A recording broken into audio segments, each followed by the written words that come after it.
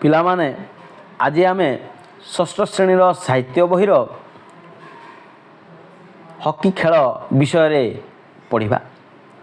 ତ ଧ୍ୟାନଚାନ୍ଦଙ୍କ ଜନ୍ମ ଝାନ୍ସୀ ଅଞ୍ଚଳରେ ହୋଇଥିଲା ଏବଂ ବାଲ୍ୟକାଳରୁ ହକି ଖେଳ ପ୍ରତି ତାଙ୍କର ବିଶେଷ ଆଗ୍ରହ ଥିଲା। ସେ ଜଣେ ହକି ପ୍ରେମୀ ମଧ୍ୟ ଆମେ କହିପାରିବା ଏବଂ ସେ ହକି ଖେଳକୁ ବହୁତ ପସନ୍ଦ କରୁଥିଲେ। ସେ ଜଣେ ଉଚ୍ଚକୋଟୀର ଖେଳାଳି ହୋଇଥିବାରୁ ଲୋକମାନେ ତାଙ୍କୁ ଝାନ୍ସୀର ବୀର ବୋଲି ମଧ୍ୟ କ'ଣ କରୁଥିଲେ ନା ଅଭିହିତ କରୁଥିଲେ ପିଲାମାନେ। ସେ ତାଙ୍କ ଭାଇ ରୂପ ସିଂ ଓ ଅନ୍ୟ କେତେକ ବ୍ୟକ୍ତିଙ୍କୁ ନେଇ ଗୋଟିଏ ହକି ଦଳ ଗଠିଥିଲେ। ସେ କ'ଣ କଲେ ନା ଦେଖିଲେ ଯେ ହକିଟା ତାଙ୍କୁ ବହୁତ ପସନ୍ଦ, ତେଣୁ ସେ କ'ଣ କଲେ ନା ନିଜ ଗାଁର କିମ୍ବା ଚିହ୍ନା ପରିଚୟ ସମ୍ପର୍କୀୟମାନଙ୍କୁ ନେଇକି ତାଙ୍କ ଭାଇମାନଙ୍କୁ ନେଇ ସେ କ'ଣ କଲେ ଗୋଟେ ଦଳ ଗଠନ କଲେ ଏବଂ ପୃଥିବୀର ବିଭିନ୍ନ ଦେଶର ହକି ପ୍ରତିଯୋଗିତାରେ ଏହି ଦଳ ବିପୁଳ ବିଜୟ ଲାଭ କରିଥିଲା ଏବଂ ସେମାନେ କ'ଣ କଲେ ନା ହକି ଖେଳରେ ଜିତିଲେ। 1936 ମସିହାରେ ବର୍ଲିନଠାରେ ଅନୁଷ୍ଠିତ ଅଲିମ୍ପିକରେ ସେ ଭାରତୀୟ ହକି ଦଳର ନେତୃତ୍ୱ ନେଇଥିଲେ। ସେ କ୍ୟାପ୍ଟେନ୍ ଭାବରେ ଖେଳୁଥିଲେ 1936 ମସିହାରେ ବର୍ଲିନଠାରେ ହୋଇଥିବା ଅଲିମ୍ପିକ ଖେଳରେ ଏବଂ ସେଠାରେ ସେ ଯେଉଁ ଚମକପ୍ରଦ ଖେଳ ଖେଳିଥିଲେ ତାହା ଦେଖି ଦର୍ଶକବୃନ୍ଦ ତାଙ୍କୁ ଏକ ସ୍ୱରରେ କହିଲେ ହକି ଖେଳର ଯାଦୁକର ବୋଲି ତାଙ୍କୁ କୁହାଗଲା। କାହାକୁ ନା ଧ୍ୟାନଚାନ୍ଦଙ୍କୁ ହକି ଖେଳର ଯାଦୁକର ଯାଦୁକର। ତାଙ୍କର ଅସାଧାରଣ କ୍ରୀଡ଼ା ନୈପୁଣ୍ୟ ଦେଖି ଲୋକମାନେ ସନ୍ଦେହ କଲେ ଯେ ସେ କୁହୁକ ବାଡ଼ି ବ୍ୟବହାର କରୁଛନ୍ତି କିମ୍ବା ସେଥିରେ କୌଣସି ଅଠା ଲଗାଇଛନ୍ତି। ସେ ଯେଉଁ ହକି ଷ୍ଟିକ୍ ଅଛି ପିଲାମାନେ, ସେ ଷ୍ଟିକ୍ରେ କ'ଣ ହେଇଛି ନା ସେଇଟା ଗୋଟେ ମ୍ୟାଜିକାଲ୍ ଷ୍ଟିକ୍ ବୋଲିକି ଲୋକମାନେ କହିଲେ। କାହିଁକି ସେ ଯେଉଁଭଳି ଭାବରେ ଖେଳୁଥିଲେ ଲୋକମାନଙ୍କୁ ଆଶ୍ଚର୍ଯ୍ୟ କରିଦେଉଥିଲା। ନହେଲେ ଲୋକମାନେ ଭାବୁଥିଲେ କ'ଣ ନା ସେ ଯେଉଁ ଷ୍ଟିକ୍ରେ ବୋଧେ ଅଠା ଲଗାଇ ଦେଇଛନ୍ତି, ଯାହାଫଳରେ ବଲ୍ଟା ଲଟକି ଯାଉଛି ଏବଂ ସେ ଯୁଆଡ଼େ ଯାଉଛନ୍ତି ବଲ୍ଟା ମଧ୍ୟ ସିଆଡ଼େ ଯାଉଛି। ତେଣୁ ଲୋକମାନଙ୍କର ଏ ସନ୍ଦେହ ମୋଚନ ପାଇଁ ତାଙ୍କୁ 2-3 ଥର ହକି ଷ୍ଟିକ୍କୁ ପରିବର୍ତ୍ତନ କରିବାକୁ ପଡ଼ିଥିଲା। ସେ ବାଧ୍ୟ ହୋଇକି କ'ଣ କଲେ ନା ସେ ହକି ଷ୍ଟିକ୍କୁ ହିଁ ପରିବର୍ତ୍ତନ କରିବାକୁ ପଡ଼ିଲା ଏବଂ ହକି ଖେଳିଲା ବେଳେ ହକି ବଲ୍ର ଚଞ୍ଚଳ ଗତି ସହିତ ସତେ ଯେପରି ଧ୍ୟାନଚାନ୍ଦଙ୍କର ସମୁଦାୟ ଶରୀର ତାଳ ଦେଇଥାଏ। ହକି ତାଙ୍କ ପକ୍ଷରେ କେବଳ ଗୋଟିଏ ଖେଳ କହିଲେ ଠିକ୍ ହେବ ନାହିଁ, ଏହା ତାଙ୍କର ଜୀବନ ଏବଂ ଏକମାତ୍ର ଆମୋଦ ଥିଲା। ସେ ତାକୁ ଜୀବନ ସହିତ ଯୋଡ଼ି ଦେଇଥିଲେ।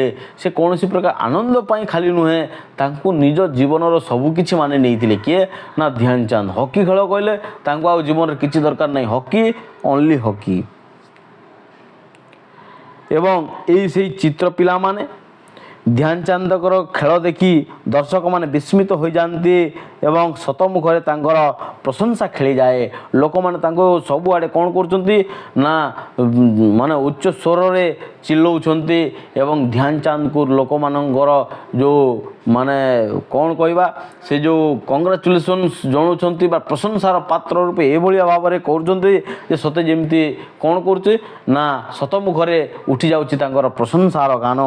ଏବଂ ସେ ଏଡ଼େ ପ୍ରସିଦ୍ଧି ଅର୍ଜନ କରିଥିଲେ ମୋତେ ତାଙ୍କର ମନରେ ତିଳେ ହିଁ ମାତ୍ର ଗର୍ବ ନଥିଲା।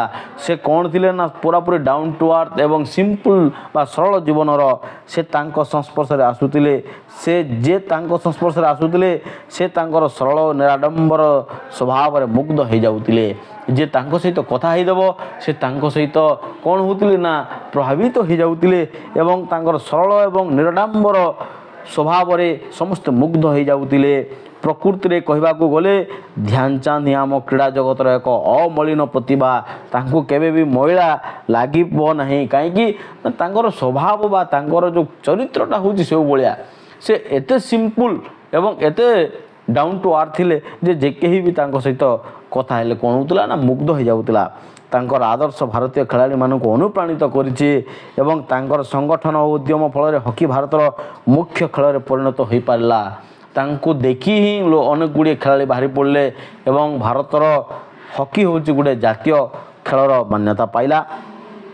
ପୃଥିବୀରେ ଆହୁରି କେତୋଟି ଦେଶ ଏହି ଖେଳ ପ୍ରତି ଆକୃଷ୍ଟ ହୋଇ ଏଥିରେ ପାରଙ୍ଗମ ହୋଇ ଉଠିଲେଣି। ଏଇ ଯେଉଁ ଧ୍ୟାନଚାନ୍ଦଙ୍କର ଖେଳକୁ ଦେଖି ଅନ୍ୟ ଦେଶ ମଧ୍ୟ କ'ଣ କରୁଛି ନା ହକିକୁ ପସନ୍ଦ କରିଲେଣି ଏବଂ ସେମାନଙ୍କ ମଧ୍ୟରେ ଅଛନ୍ତି ପାକିସ୍ତାନ, ପଶ୍ଚିମ Germany, Holland, Spain, Australia, New Zealand ଇତ୍ୟାଦି ଦେଶ ଯେଉଁମାନେ କି ହକିକୁ ଖେଳିକି ମାନେ ଅନୁସରଣ କରୁଛନ୍ତି। 1975 ମସିହାରେ ଅନୁଷ୍ଠିତ ବିଶ୍ୱ ହକି ପ୍ରତିଯୋଗିତାରେ ଭାରତ ବିଜୟୀ ହୋଇ ହକି କପ୍ ହାସଲ କରିଥିଲା କେତେ ମସିହାରେ 1975 ମସିହାରେ। ଏବଂ ଏହି ପ୍ରତିଯୋଗିତାରେ ଯୋଗ ଦେଇଥିବା ଖେଳାଳିମାନଙ୍କ ମଧ୍ୟରେ ଓଡ଼ିଶାର ଖେଳାଳି ମାଇକେଲ କିଣ୍ଡୋ ଦକ୍ଷତାର ସହ ଖେଳି ସମସ୍ତଙ୍କୁ ଚମକାଇ ଦେଇଥିଲେ।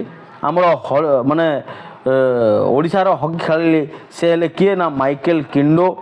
ସେ ମଧ୍ୟ ଭଲ ଖେଳି ଲୋକମାନେ ଆଶ୍ଚର୍ଯ୍ୟ ହୋଇଯାଇଥିଲେ। ହକି ସୁନ୍ଦରଗଡ଼ ଆଦିବାସୀମାନଙ୍କର ଏକ ହେଉଛି ଗୋଟେ ପ୍ରିୟ ଖେଳ। ପିଲାମାନେ ଯଦି ରାଉରକେଲା ସୁନ୍ଦରଗଡ଼ ଯିବା ତାହେଲେ ଯୁଆଡ଼େ ଦେଖିବ ସବୁଆଡ଼େ ଖାଲି ହକି ପିଲାମାନେ, ସେଠି ହକିର ବେଶୀ ଆଦୃତା ରହିଛି ଏବଂ ସେମାନଙ୍କ ଖେଳ ଦେଖିଲେ ମନେ ହେବ ସତେ ଯେପରି ତାହା ସେମାନଙ୍କ ସହଜାତ ପ୍ରବୃତ୍ତି, ଯାହାକି ସତେ ଜଣାପଡ଼ୁଥିବ ବୋଧେ ସେମାନଙ୍କ ପାଇଁ ହିଁ କ'ଣ ହେଇଛି ନା ହକିଟା ଉଦ୍ଭାବନ ହେଇଛି। ତ ପିଲାମାନେ ଯଦି କିଛି ଅସୁବିଧା ଥାଏ ନିଶ୍ଚିତ ଭାବରେ କମେଣ୍ଟ ମାଧ୍ୟମରେ ଜଣାଇବାକୁ ଅନୁରୋଧ ଏବଂ thank you to all. Please do like share and subscribe my channel. Thank you to all.